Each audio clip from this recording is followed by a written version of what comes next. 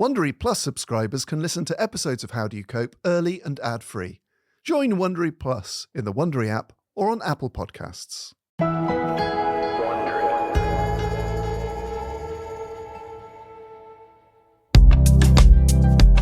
Hello and welcome to a brand new series of How Do You Cope with me, John Robbins. This is the podcast where I sit down with special guests to talk about the journeys they've been through and the obstacles they have overcome. Everyone faces different struggles in life and everyone deals with them differently. So I want to ask my guests the simple question, how do you cope? Some of you may have listened to a previous iteration of this podcast, hosted by myself and fellow presenter Ellis James. If that's you, then welcome to the new home of How Do You Cope?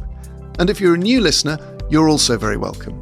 You'll be hearing a range of conversations on this show, from comedian Rosie Jones, talking about how she deals with receiving hate and abuse online, to fitness coach Joe Wicks, talking about the challenges of his childhood.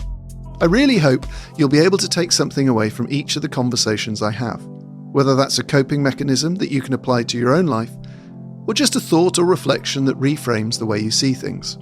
And the good news is, there won't just be one conversation dropping into your podcast feeds every week, but two.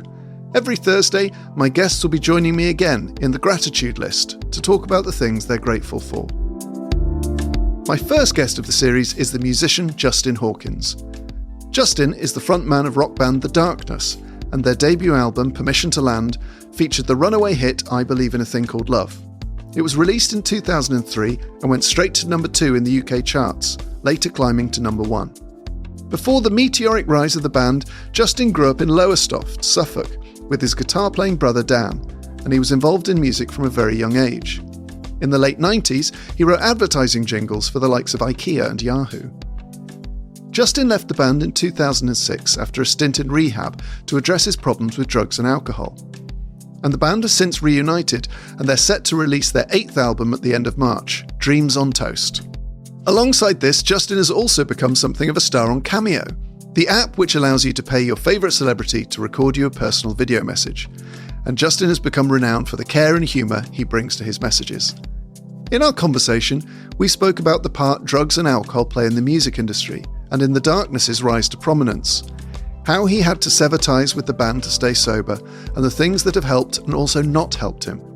Alongside these more serious topics, we also had a very funny conversation about touring with Meatloaf, becoming a darts fanatic, and why acting is very, very boring. It was a great privilege to speak to him because I'm aware that he hasn't opened up about these sorts of things very frequently because of his understandably complex relationship with the British press, which we also discuss. I do hope you enjoy our conversation. So welcome, Justin, to How Do You Cope? We're recording this a little bit later than we usually record these, so we've both got our mugs of sleep tea. So if they take effect throughout the podcast and it becomes too meditative, people listening may just fall asleep with how relaxing our chat is. I think it's going to affect the cadence. Very much so. It's going to be like an ASMR recording. Oh, I hope so. Should I lean in? Yeah, you can do. Actually. Well, I wonder if maybe we could start with what it's like to sort of not quite have control of your own narrative over the years, especially when, The Darkness really became massive. Mm. Did you notice a sense that there were elements you were no longer in control of? That narrative, the one that is the common perception of the Darkness trajectory, is that we came from nowhere and then we were huge and then I took all of the drugs, fucked everything up, and then we stopped for a bit and then we started again. And I think, I don't know, I always think there's this sort of, there's a morbid voyeurism about people who do what I do, because we like to go, oh, look at them, they're fucked up, aren't they? But at no point do they go, let's try and help this person. They'd rather watch it unravel and, observe the chaos and the descent and then just go at the end, yeah, well, didn't see that one coming, sarcastically, I did an interview where I applied some crude mathematics to the amount of money that I'd spent on drugs based on a typical week, and then with some multiplying factors. And I sort of arrived at a figure of about probably 150 grand is what I thought I probably spent on cocaine in 3 years. And then that's a figure that's just been thrown back at me again and again. But the only reason why that interview happened in the first place was because I was told, we got this story about you, we're going to run it, and you have an opportunity to give your side of it, or we'll just run it our way. And it won't be nice. So your best option is to take part in this. So I felt obliged to at least, as you said, you know, to use your expression, try and control the narrative a little bit and actually put a bit of my flavour or my voice into the thing. And then I knew that I'd always have the opportunity to do that joke, you know, like it was a massively inflated number and it couldn't have been more than £149,000 that I spent, you know. I just thought that would keep me going because I knew it was going to haunt me, because that's the nature of it. So suddenly I was the poster child for rehabilitation, and it was really irritating because I was trying to do music. And that's not really what I signed up for, you know. Let's go from coming out of rehab then. Have you got a team around you or people advising you about how to sort of, you know, get back into the world of music and press? And because rehab, from my understanding, is sort of almost like a little bubble. They sort of keep you away from everything, get some therapy going. Did you have a sort of like a team to negotiate that return? You make it sound like I was away for a long time. Well, were you? I think, how do you understand it? What's your... Well, there are different types of rehab. Yeah. So there's like a medical detox. Yeah, there might be that took a little while for me. Yeah, group therapy or 12-step work. Mm-hmm. You might be pretty much cut off without your phone, or you might be able to leave and come back and just a bit Mine was the first one. Right. It was residential, cut off, surrounded by people from all different walks of life. I think I was probably the only person that you'd describe as high profile that was in there. I remember checking in and I was really in a mess because I think it was my idea to go there because I had tried a few other things, you know, like one-to-one therapy, and I'd been to some 12-step meetings and stuff like that. And I thought, well, I'll give this one a go. And I got my doctor to refer me. And then I knew when I was going to be checking in. So I just did everything that I had in stock the night before. Drank and partied is the colloquial expression, I think. Right up to 8 a.m. when I checked in. And then it took me a few days to detox. I was shaking quite a bit, which I wasn't used to. That was new. And then I couldn't really start the program till about 9 days in, I don't think. So I was there a bit longer than you're supposed to be. But then it's 28 days of residential, minimal, if any, contact to the outside world. And you prioritise your recovery. There's lots of things like group therapy, which I found really rewarding. There was some one-to-one stuff. I did some of that eye movement reprocessing and desensitization. EDMR. Is that what? Or EMDR? I always get the two letters mixed up. Yeah, loads of different types of guidance and some 12-step things where you'd actually go off-site in a bus with everybody and sort of attend meetings. Because a lot of people who were there, I don't think had considered that an option, and would be an ongoing kind of aftercare support network for you. But I didn't. When I came out, I think I prioritized my recovery in a different way by just leaving my band and abandoning all the friendships and acquaintances that people I'd been misbehaving with. And that might sound quite, to someone listening who is in that world of wanting to address their drinking or their using, that might sound impossible, you know, to cut out friends or entire social circles or work situations. And it is quite drastic, but would you say it was very necessary in those early days? Yeah, I don't think I would have remained sober. It's been 18 years, or coming up to 19 years now. And it's because for the first 5 or 6 years, I kept out of everybody's way. I carried on doing music in a different way, but like with people who understood that part of the gig was you don't drink when you're near me. didn't have the magic of the darkness. They were nice people, or great people actually, but that's not what it's about. You know, there's something, when you get a band like the Darkness, like the whole is greater than the sum of the parts. But I couldn't do it at that time. Probably wouldn't have survived it, I don't think. So it sounds dramatic, but it's probably true. You talk about the magic of the darkness there, and I think often we focus on drugs and alcohol when they go wrong, when they stop working, when they start to do more damage than the sort of the stuff that they give us, the good stuff. Mm-hmm. So I wondered if you could talk about that magic period and what part drugs and alcohol played in that, because one has to sort of accept the good times that you then have to, that you then sort of grieve in a way for a period. Yeah.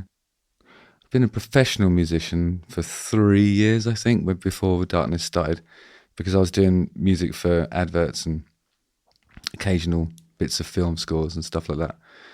And then I sort of fell arse backwards into being a rock star, because we didn't have a singer for the band that I was just playing keyboards with and just being an additional peripheral character in. And it was my brother's band. And it was just like, it didn't really matter what the keyboard player was doing, just fill out the sound a little bit. And that's what I was doing. And so they spent about 2 years auditioning for singers. And I was watching all these people coming in and going, and I was kind of thinking, well, I know what I'd like to see in a front person. And I think I know how to do that, you know. So there's probably a little bit of method acting or something like that, where I just sort of turned into that person. And then we started doing The Darkness with me singing. And I think like the first gig, I was terrified for the first song, or maybe the first 2 songs. And then I took my T-shirt off and I was not in shape at all. And it was like a really liberating moment.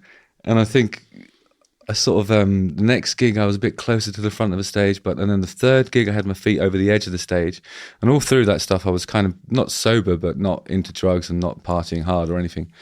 I was actually really anti-drugs from when I was like 18, because one of my friends died when we were all dabbling. It just went badly wrong. So I was really anti-drugs, and then I was trying to impress somebody who was, you know, I was interested in romantically, by doing some drugs with them.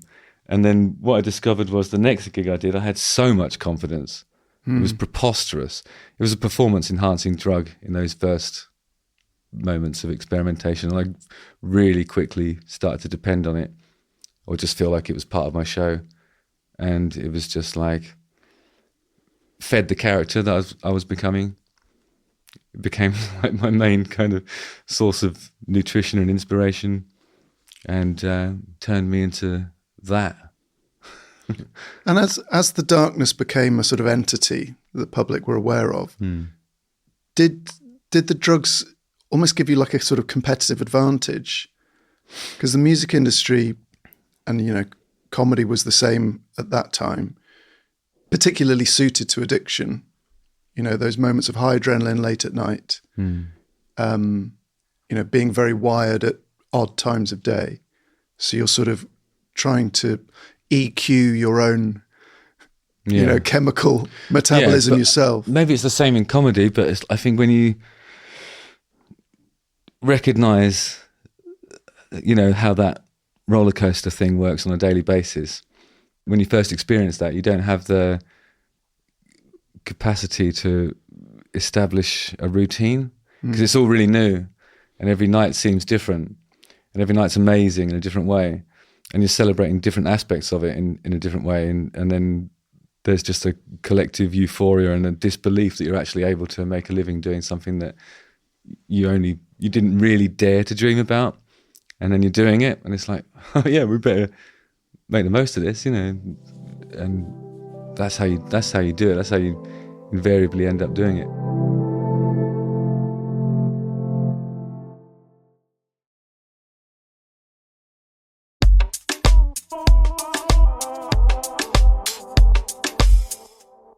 Do you remember the first time at which it went from being something that gave you, you know, pure confidence, you know, that ability to perform. Mm. Did you start to think something's not right here? Was there an experience or a number of experiences? In the first part of it, I was quite disciplined with it. Like the first experience of like drugs making me what I thought was a better performer. It was actually the day after I'd used, but the experience of using and how it made me feel, and like the confidence that I had in the sort of interactions of the previous evening was still with me. So it wasn't that I, did a line of coke or whatever it was before I went on stage. It actually wasn't that. It was just that I'd changed my opinion on something that's actually really important and acted on it in a really short time, really impulsively, and then was just like thinking, this could be my thing. I was still sort of the character traits that I'd developed under the influence of that thing, I was able to bring into the next performance. So I never used to do it before. It was always after, with a view to improving the next day's performance, if you see what I mean. So it wasn't that bad. And it started to get bad when I was like, well, you might as well have one before, because, it's going to do the same thing, but it works in a completely different way. So I remember there was a show, I think it was there was one year when, so we had two really big years, and 2003 was when the first album came out. And we were doing like, I think, festival, performances and appearances, and everyone was excited about the songs that were coming out. So there was, in some instances, they were sort of creating slots for us, or they were bumping us up when other people pulled out, which happens a lot anyway. So we ended up playing on the main stage all over Britain, I think, for a lot of the festivals, which I don't think you'd be able to do now. There'd always be like some sort of exclusivity agreement in place, so you wouldn't be able to do Tea in the Park and Oxygen Festival and Reading and Glastonbury. And the idea of doing all of those things in 1 year is just, that doesn't seem possible to me now. I think they've managed to stop that, really. And because of that enormous push, was there a pressure, do you think, or did you feel that you couldn't say, I need to take my foot off the gas here? Or did you feel the situation wouldn't have lent itself to you saying, I'm quitting the drugs and I'm quitting the booze? I don't think I'd have been able to do it. I just don't think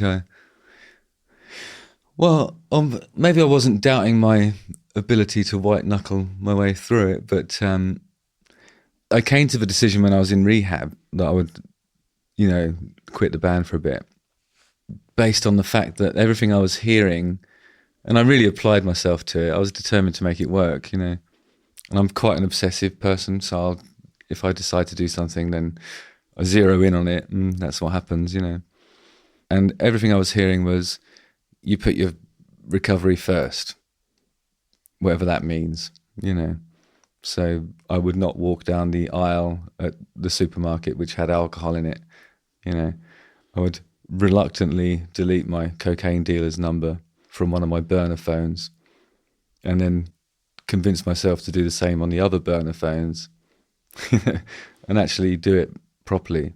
So you were really committed at that point. And I guess making a decision like leaving the band, in a sense, you're doubling down on that commitment. Were the rest of the band sort of frustrated, or were they really on board with you? No, we didn't speak better? For a couple of years. Right. Yeah. And even then it was a bit strained. Like I always sort of saw it as a hiatus, but I don't think there's any metrics or anybody that can tell you how long it's going to take before you can go back to a thing like that. But because one of the members of the band is my brother, it was quite obvious to everybody that it would happen eventually, including myself.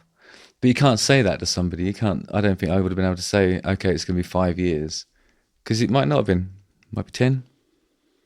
Could be 20. So you had no contact with your brother for a couple of years after? Not really, not directly. Yeah. And how were you dealing with, because in my experience, when you remove a substance you're reliant on, you're left with all the reasons why you took it in the first place. Yeah, that's right. And that can be quite a scary place. You've got these tools, like, I'm not going to go down the booze hole, I'm going to get rid of my dealer's number, I'm not going to be in the band. Did you have any other practices to address those sort of feelings of discomfort? Or No, I think I was just really sad for about 6 years. So sad but determined. Yeah, sad, but I knew why I was sad. But I had been sad before, It's like I don't think it was. I wasn't just trying to enhance my performance. When it stopped becoming a performance-enhancing thing, it was something else. It was a habit that I'd formed and a lifestyle that I'd fallen into, and it was completely destructive. It was destroying all of my relationships, and everything was fucked anyway. So it needed to be a hard reset. I'm trying to think if there was like. I mean, I know there was sort of perilous moments where I was in situations that could have gone either way. I'm not just talking about health. I'm talking about the kind of environments that I was visiting and partying. You know what I mean? Like it was just a mess. It was really like, and and it had been something that was recurring. So it wasn't my first attempt. It was my first rehab thing. And I thought like the fact that it was residential, cut off and all that stuff, it would give me a chance to actually have a clear head, talk to some people who really understand the process. I'm really grateful to the doctor that referred me actually, because I'm sure there are facilities and places where you can go where you don't get that level of understanding. And I would say nearly everybody who was, counsellors, I suppose. They were clearly informed by their own experiences. It had a level of understanding that wasn't, studied, I don't think. It was experienced, and I found that really inspiring, actually. I guess also in that period of 6 years, or certainly those couple of years after the band split up, you got an awful lot of time. Not got a great deal to do. Probably got a decent amount of money. I wouldn't go that far. But spending's never been something that I've been able to control or inclined to, really. I don't really care about it. I think money is for buying stuff with. But I guess what I'm getting at is coming out of that therapeutic environment with lots of support, these counsellors, fellow people in the rehab, to then go to that sort of vast swathe of time. How are you sort of, say you wake up in the morning and nothing to do that day. How are you dealing with those inevitable thoughts of, I could have a drink, or I could One of the first things I did was I got obsessed with tennis. Okay. Went from not playing tennis to playing tennis all the time. It was every day. You sort of, there aren't many people who are sort of like on the fence with tennis. Yeah. You either don't play it at all, or you play it a lot. Yeah. I always thought it was one of those pursuits it's a little bit elitist. I don't think it's, if you grow up in Lowestoft, there aren't that many great tennis facilities. There are a couple of gravel courts, and you really hurt yourself when you fall over. I used to play at school a little bit, and then when I had all that time, I thought, right, now I'm going to do tennis. And I was kind of imagining myself like, maybe I should get back into music so I can actually play in those sort of celebrity tennis events. And I was thinking I could probably beat Jonathan Ross, or Jimmy Carr, or whoever it is. I felt like I'd probably be a superior sports person to most of the big names at the time. I still feel like that, actually, at 50. So... It's not a bad pitch. Yeah. I think they'd make it. I had an idea for one of the other things I did at the time. I was obsessed with tennis and also darts. And so I got to the point where I had a dedicated darts room in my house. Amazing. And it had one of the boards was like the medieval darts scoring system. It's got a different number of, I can't remember exactly how it worked. And I befriended darts players and got them to train me.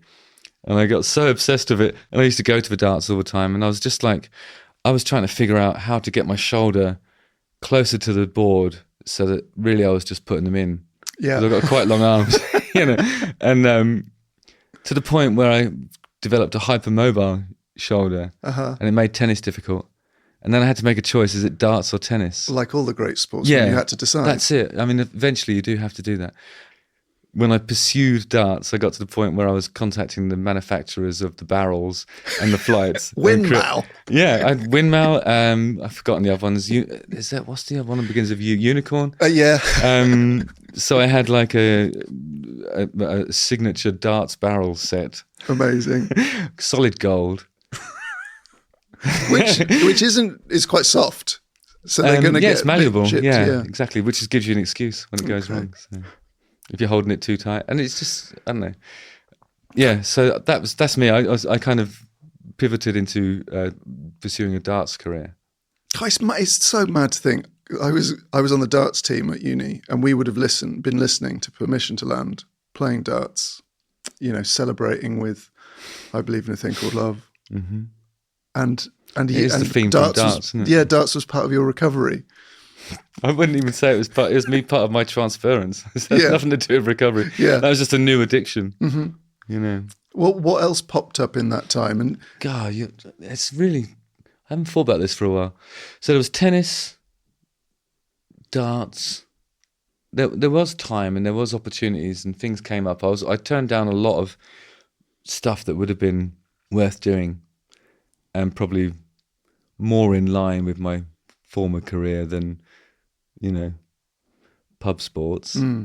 But then I went into this phase where I was like, okay, if somebody asked me to do something and it seems like it would be fun, I'll do that. And then invariably it just wasn't fun. Like things like acting, it's so boring. And it was so isolating as well. I remember being on set and then like all these other kind of people that had of similar or higher profile. And then just sitting there on my own and thinking, I don't fit in here. This isn't for me, I don't think. Not often getting speaking parts. And then when I did, the part that was offered me was a washed up rock star. So it was hardly escapism. You know what I mean? It was like, I was typecast from the word go. I was looking for like heroic darts guy. One of those obsession movies where, circumstances and character flaws take you on a journey. The mono myth of, darts changing you and then you changing darts. But nobody was going to write that, with me in it. So I was ready to put on the weight or do whatever I needed to do, Were you sort of going as well as sort of, work stuff or activities? Were you trying out therapeutic stuff, whether it was sort of talking therapies or, kind of spiritual practices in that time to try and deal with that sadness? Or were you just sort of white knuckling that? I was waiting for it to stop. Yeah. And it did. And do you remember what brought that about, or was it just time? I don't think there was anything that brought it about, really. It just ran its course. There must be some science to it. I don't think 6 years is an arbitrarily chosen number of years. Whenever anybody says to me, what's it like at the beginning, how am I you're going to be sad for 6 years. That's what's going to happen. You're not going to be fulfilled in anything you do. You'll feel like an imposter, an outsider. You'll have turned your back on the thing that made you feel really good in the first place. And you won't be able to go back to that until you can do it without the stuff that made it feel bad. So I think you have to separate the creative thing that you loved from your life, because you've got to keep these two things apart and you've got to stand in the middle and do that. And so you guys aren't allowed to talk to each other. I don't know about what it's like in comedy, but as soon as you go back to music, you're in the thick of it again. There's stuff happening all around you, and people are kind of like hiding it from you, but their eyes are wide. They're behaving differently. Their pulse is racing, and you can hear in their breathing that they're doing something. And and it's kind of insulting for a minute, because you think I don't know what it looks like when you're on. You know what I mean?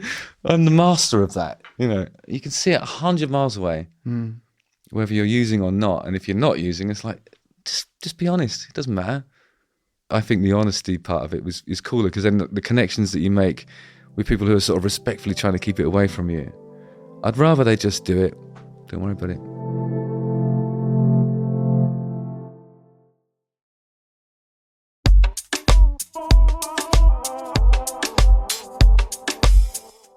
So if there's someone listening now who's, the idea of maybe not drinking for the next 12 hours or not using for the next 12 hours just seems completely impossible.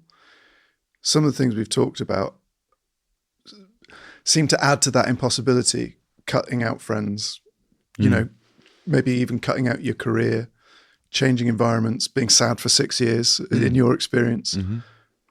What would you say to someone who's going, I can't do that? But I want to do that, but I can't do that. Okay, the sad for 6 years thing, I always say it because it was true for me. But if I'm honest, it's sad for, I think I was 31 when I went into rehab. So I think that 6 years of sad abstinence started at 31. But there was sad misbehaviour leading up to that. That might have been 6 years, it might have been 10, I'm not sure really. Probably from formative years onwards. That's what you're trying to hide from, isn't it? And so you have a creative outlet or a job that satisfies you, or, you know, a partner that brings you the support, or whatever it is that keeps you from actually experiencing the sad, but you're running away from it. And then I think when you take away all the crutches and you're just left with the sad, that's the only thing you perceive in the whole time, because it's front and center. It's just quite nice to observe it, I think. And 2007, I always think that was the worst year of my life, I would say. But I still didn't drink, you know, still didn't pick up or use anything, and didn't have any friends. I mean, I was friendly with my tennis coach, but he was being paid. So was it a case of, whereas previously you'd been running away from that sadness, using to perhaps avoid it or quieten it, in those 6 years and in that very difficult year, were you learning that you actually needed to come to some understanding with it, to accept it? I think I'm only realising that in this conversation, to be honest with you, because I don't know if that's... I don't know if there's ever been a moment where I've sat there and gone, okay, so I'm confronting my sadness. I've never actually sort of consciously sat and done that, really. I've been aware of it as an overarching kind of colour, you know, like a filter on everything. It's just like, oh, everything's in the sad sepia. But that's been something that I've celebrated in the past, you know. Like, I think when we first started Up the Darkness, Frankie described us in a way that I think, he's our bass player, by the way, which I think is still like a brilliant description. He said the darkness is 3 depressives and a manic depressive. And obviously that's still true, I think, you know. So it's kind of like, that was how we operate. That's why we're called the darkness. All this stuff is like, it was our thing. Like we were making preposterous and ridiculous, joyous music about sad stuff, but it was fun to do, I suppose. And then I was taking a bit of the fun out of it for the other guys, because I think I was a bit of a liability. I wasn't very, you know, you can be, if you're, for example, a bassoonist or any other, if you're not a singer, basically, and you're a musical person, you can turn up ill, you can be fucked, you can be drunk, you can be hardly able to stand, and you'll get through a gig. You might sweat a bit, but you'll get the gig done. And if you're a singer, you can say something that just destroys your career. What's the thing they used to say about publicity? All publicity is good publicity. Yeah. Something like that. That's not true. No. It's never been not untruer than today, but I think that's like, it was never true, really. And do you think you talk about the preposterousness of the music. I think it's easy to like, maybe, I'm a big Meatloaf fan. Yeah. And I think Meatloaf... How big a Meatloaf fan are you? A big Meatloaf fan. What do you think of Hang Cool Teddy Bear? Okay, not that big a Meatloaf fan. But I think Meatloaf, this sounds mad, I think Meatloaf deserves to be taken more seriously. And I wondered if, like, did the camp and the... Meatloaf deserves to be taken more seriously. Let's unpack that. Well, that's really funny. I think, like, people are... Why do you think that? Because in a world that's quite obsessed with retro, like in in quite a serious way. I think people who are into sort of retro culture get quite serious about it, and they sort of, people dress like it's the 50s and stuff, and they love the aesthetic. Yeah. But yet, Meatloaf was one of music's earlier retro figures. Like, he was very consciously drawing on a sort of musical inheritance, and a lot of the style of the records and the songs and the videos. And yet we perhaps see him as being silly and a bit much.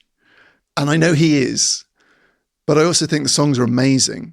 I think the songs are really, really good. Okay. But I don't think people really see them as really good songs. They see them as sort of this sort of ridiculous man. Do they see them as fabulous productions, or do they see them as, why were they successful? They were hugely massive selling records, weren't they? Mm. You're talking about Bat Out of Hell and probably Bat Out of Hell 2, yeah. I'd imagine, which that's the one that had I Would Do Anything. Yeah. And what were the common factors between those two records? The videos? No. You look at me like a sort of Meatloaf expert. Yes, Jim Steinman. Jim Steinman wrote the songs, and Todd Rundgren did the production on the first one. So it was like elite craftsmanship behind the scenes, and then a great frontman. And I think his signature move was the dabbing of the sweat with an ornate handkerchief of some sort. The reason why I asked you about Henkel Teddy Bear is because I wrote some of the songs on that album. Oh, wow. Amazing. I wondered how much of a Meatloaf enthusiast you were. So what was that experience like? Just to take a break from... It was still before... It was in my hiatus from performing. Uh-huh. And so I went to a writing camp for Meatloaf. And he wasn't working with Jim Steinman at the time. He'd done, I think, Bat Out of Hell 3. And that might have had some Jim Steinman stuff on there. I'm not quite sure. But Jim Steinman had like... what's great about him is his turn of phrase, like the way he does the daftest. For example, his solo album is called Bad for Good. That's just brilliant. Mm-hmm. And all of his stuff is in that vein. And I think Todd Rundgren has the same sort of long, elongated, it wouldn't have made any difference, or can we still be friends, and these idioms and phrases that make brilliant song titles only if you eke them out and contextualize them with a brilliant bit of storytelling. And so those two guys are the guys. Meatloaf is not the guy. And he was a friend. We got really close during that process. But what he wanted was people who understood how to perform, who also wrote. So I was one of the names on the team sheet, because I think it was Atlantic Records that were doing it, and they knew what I was like. And I'd toured with Meatloaf as well back in the olden days of the Darkness. One of our first European tours was with him. And at one point we were in Germany, and I remember he came over to me, he grabbed me and he squeezed me, and he said to me, "I want you to think of me as your father." And he had like sausage on his breath. And I'll never forget, like, it's such a, multi-sensory piece of memory. So every time I smell sage and pork, I think of Meatloaf. And then that same gig, he was brought off the stage so he could lay down and have oxygen. And it was all so dramatic. I don't know, like he was trying to be Meatloaf, but he didn't have that support network of Steinman and Rundgren. And so everything had to be a drama, if something went wrong or he couldn't hit a note, he'd fall. And I knew it's that thing of like, if you're losing a race, like a middle distance race, and then you pull up and start holding the hamstring. He was doing that all the time, and he needed help. I recognised that. So he needed songs that had those kinds of idioms. I wrote him a song that was called "Next Time You Stab Me in the Back, Do It to My Face."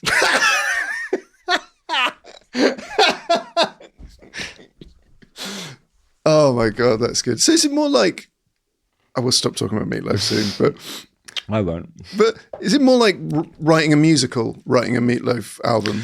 No, but yes, in a way, I suppose, because he was kind of like, when he's singing, or when he was singing, he would be so deeply concerned with the emotive nature of his performance that he would overlook things like timing and tuning. Right. Which is great. I mean, there's a lot of singers that do that, I think. Not the timing so much, but, you know, you think about people like Nick Cave, Leonard Cohen. The only thing that matters is the words and how badly you mean them, you know. So he was that. And I remember I was putting some backing vocals on some stuff for him because I played guitars on some of the record and did a lot of backing vocals and helped out in other areas. And I'm always a team player in those situations. I was just, if they needed something and it was a high part and it was difficult for the others to reach, I'd go in and do it. And it would be pretty effortless for me. And then he'd sort of burst into the vocal booth and go, "How loud can you sing?"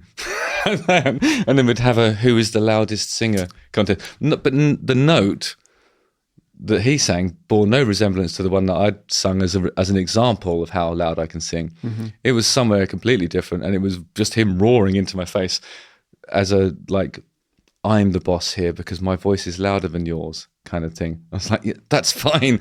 I'm okay with that, you know. But it was so strange because he was kind of like, I knew that in some ways I was being ripped off by him, but I also knew that he really needed me.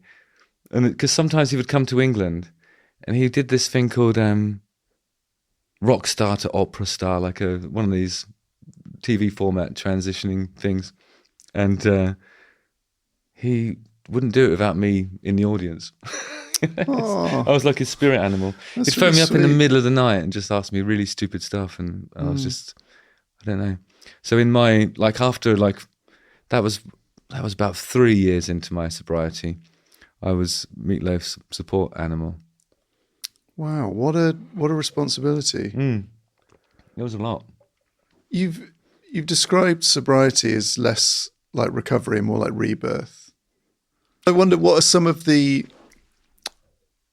facets of Justin now that you really value that have perhaps been uncovered as opposed to recovered? I was completely unprepared for that question. It's all right. All right, I think I've learned a couple of things about myself that are really useful.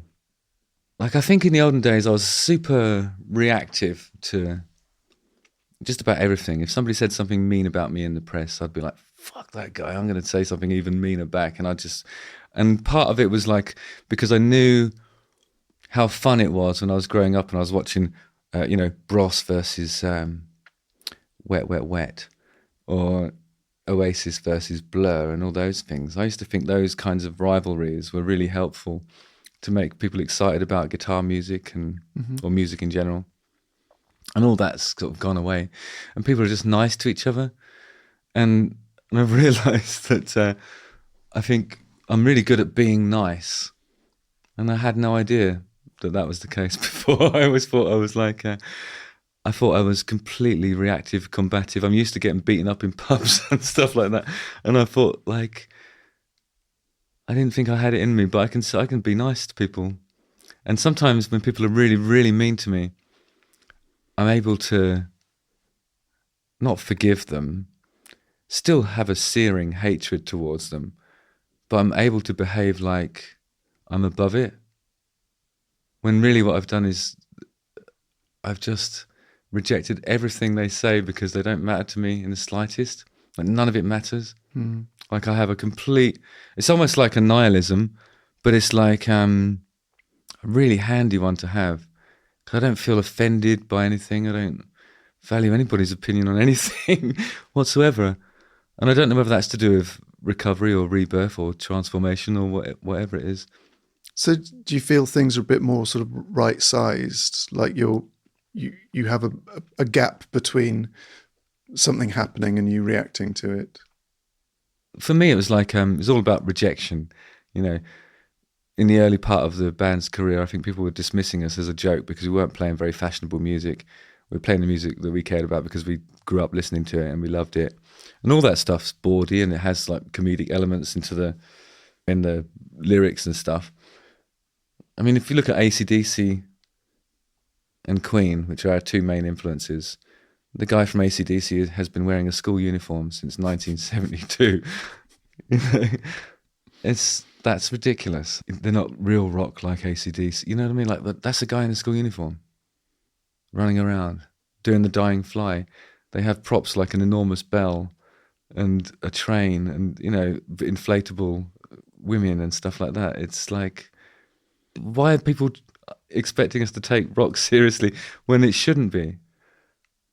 Well, I've got to be very careful not to go down a Queen wormhole. Well, I was going to say Queen but I'll let you do it. Well, I think it's fascinating why, Queen, let's say they're amongst the most popular bands in the history of music, who the press have always loved to hate or whatever. I think there's something in it about, it's like who's allowed to take who seriously and who's allowed to think it's a joke. It's so interesting about taste. Like people are allowed, Genesis are allowed to just be really like, I'm talking early Genesis, like really, this is serious stuff. We're doing a 12-minute 3-part suite about, fantasy stuff, but this is serious music. And yet people get angry if people don't take it seriously. The musicians, I mean. They don't like it if they're sort of coming out with fake boobs on or on Superman's shoulders or Darth Vader. And this, like Freddie Mercury wanted to make the audience have the best night he possibly could. And I think there's a real honesty in that. And I think it's probably lost on quite a lot of critics that, in this room, in this space, whether it's 1,200 people or 200,000 people, I am going to give you the best night. And it matters to me that you all enjoy yourself. And I read this absolute hatchet job interview about Krista Berg. I love Krista Berg. I love Krista Berg, right? The fact is, if you're a music journalist who wants to rip Krista Berg to pieces, by all means, go to his gig and write your sort of horrible review. But he cares about the experience of the people in that room. He knows the songs they like. He plays them. He means it. They've paid 50 quid or whatever, maybe 80 quid for the nice seats. Why shouldn't they have an amazing time? Do you know what I've got at home? I have a metal poster it's a festival lineup in Italy, somewhere in the 80s. And U2 are playing there. But they're not headlining, it's Krista Berg. I mean, in my world, that makes sense. Yeah. That's it. I'd love to see a Tiny Desk concert with Krista Berg. Oh man, what a great idea. Why are we talking about that? Oh, yeah. But your relationship because nobody else will. Your relationship with humour as a band. That's what I was going to say. You talked about the band as 3 depressives and a manic depressive. And you're called The Darkness to represent that emotional depth. You're making music that you love, which is big and bold and camp and, self-consciously pompous and funny. And yet people are dismissing you. So how has humour interacted with your darkness? Because I texted a WhatsApp group and said, I'm interviewing Justin Hawkins today. What would you ask him? And all of them said about how funny you were, not as in, just the lyrics or the music, but in person. Right. On interviews, you come with a really good sense of humour. And lots of people have noticed that. And I've seen some of your cameos. Oh, they're really funny. Why are you watching my cameos? Because I do cameo and I like to know how much people charge. No way. How much do you charge? I think $62 and that translates to £36 for me. I've got 10 waiting for me. Have you? I have to be in the right frame of mind to do those. Yeah, me too. Because it seems like it's no work, but actually it is. It is quite, not draining because I started doing it at the beginning of COVID, and it was the first it was my only contact to the outside world because I was, abandoned in a empty house. My marriage had broke down. There's no furniture in there.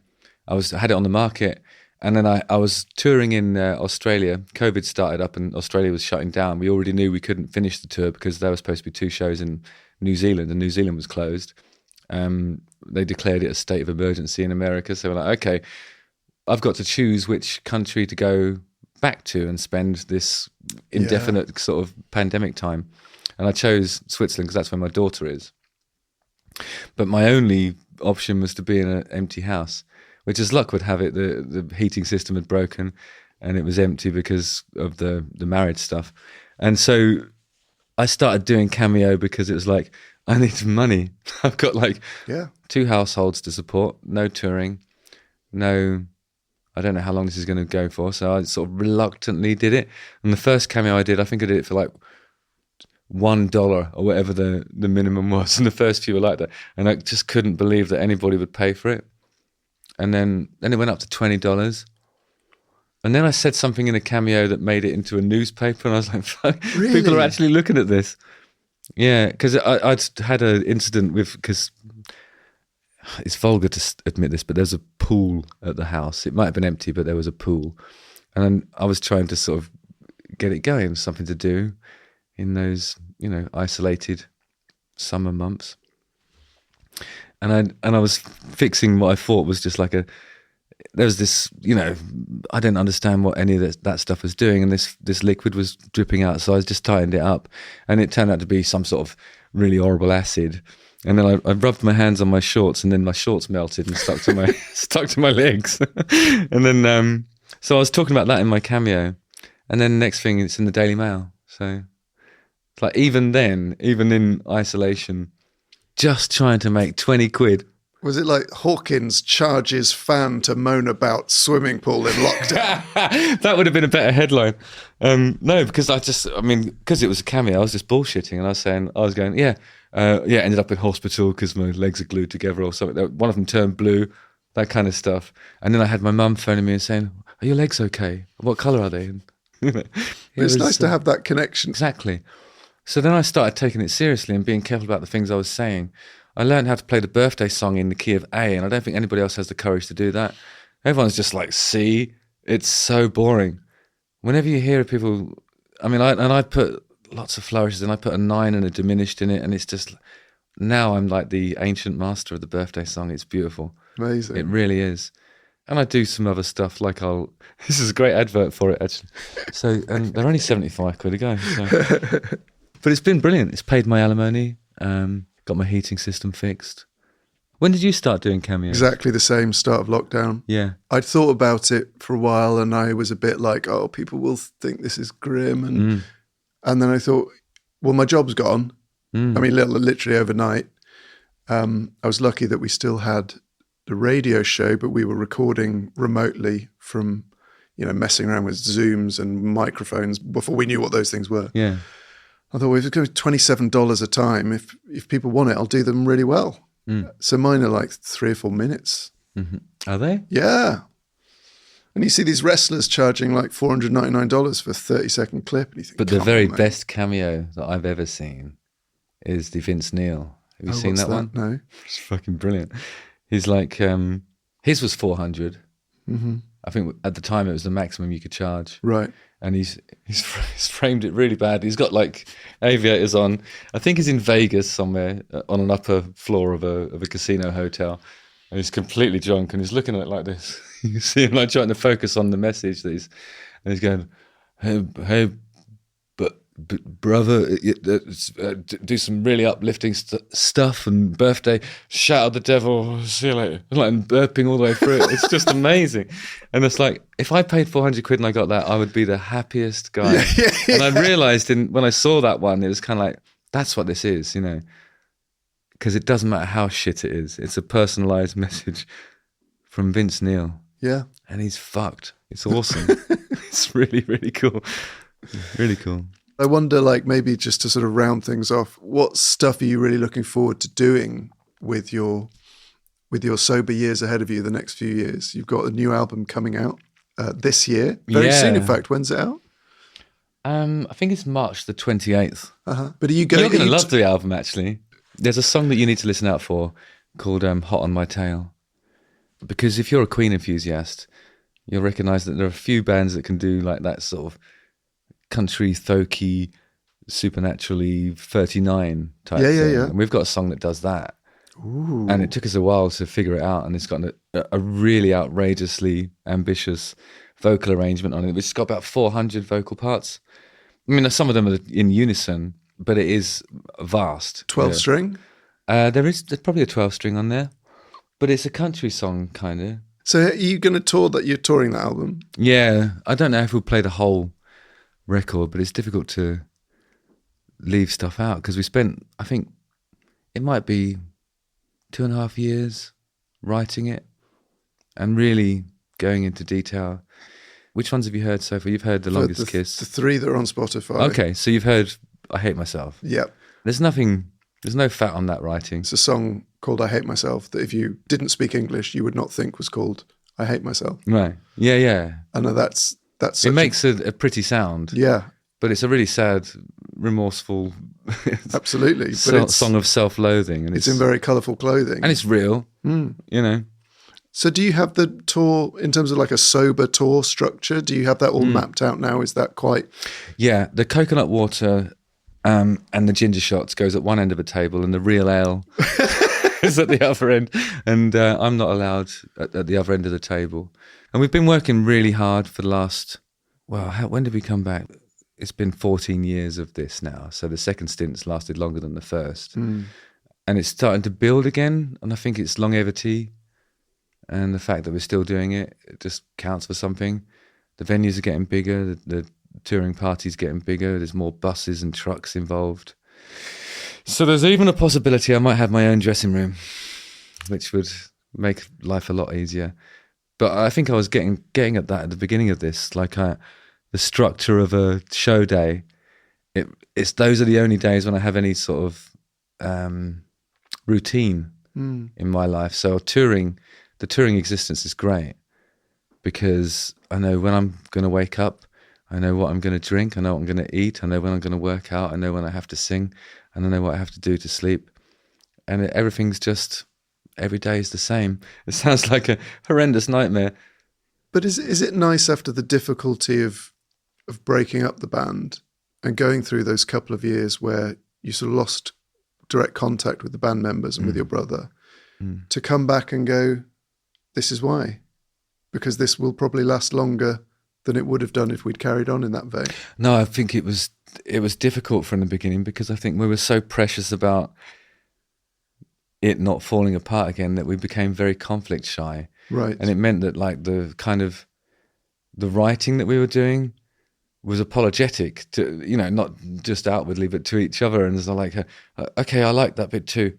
But when you really didn't, and now it's like everyone's fighting for everything. That's why it takes 2 years to make an album. That's how it should be. Yeah. It might not be a long and vast body of work, but it's got to be stuff that everybody believes in. It's a collective, and we all have to want to spend the next 2 years playing those parts live. I mean, it's good because we come up with stuff, but it's bad because we argue about everything, and we're not conflict shy anymore.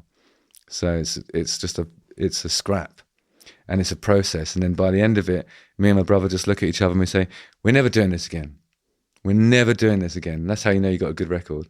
And that's how you know you will do it again, because it's kind of like the stuff you've made is worth it,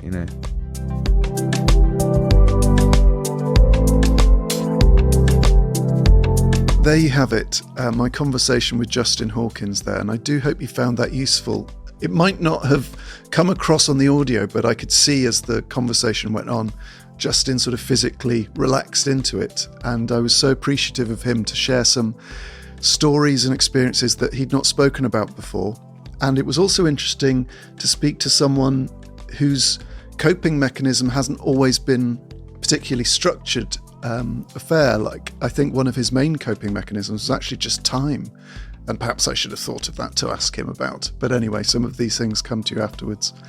If you enjoyed my conversation with Justin, then you'll be pleased to hear there's more. Justin will be joining me again on Thursday for our bonus episode, The Gratitude List, where he'll be sharing the 5 things he's most grateful for. If you want to get in touch with the show, then you can say hello at howdoyoukopepod.com, and you can also find us on Instagram and TikTok at howdoyoukopepod. Join me next time when I'll be chatting to musician, writer and presenter Jordan Stevens about his battles with addiction, managing ADHD and how group therapy changed his life. If you'd like to get in touch with the show, then you can email us hello@howdoyoukopepod.com, and you can also find us on Instagram and TikTok at howdoyoukopepod. Bye-bye. Follow How Do You Cope on the Wondery app or wherever you get your podcasts. You can listen to episodes early and ad-free right now by joining Wondery Plus in the Wondery app or on Apple Podcasts. Before you go, tell us about yourself by completing a short survey at wondery.com/survey. From Wondery, this is How Do You Cope, hosted by me, John Robbins. For Audio Always, our producers are Michael Dale and Bertie Moores. Executive producers are Elsa Rochester and Dave Masterman. For Wondery, our producer is Emanuela Quenorte Francis, and our senior managing producer is Rachel Sibley. Executive producers are Michelle Martin, Chris Bourne, Morgan Jones, and Marshall Louis.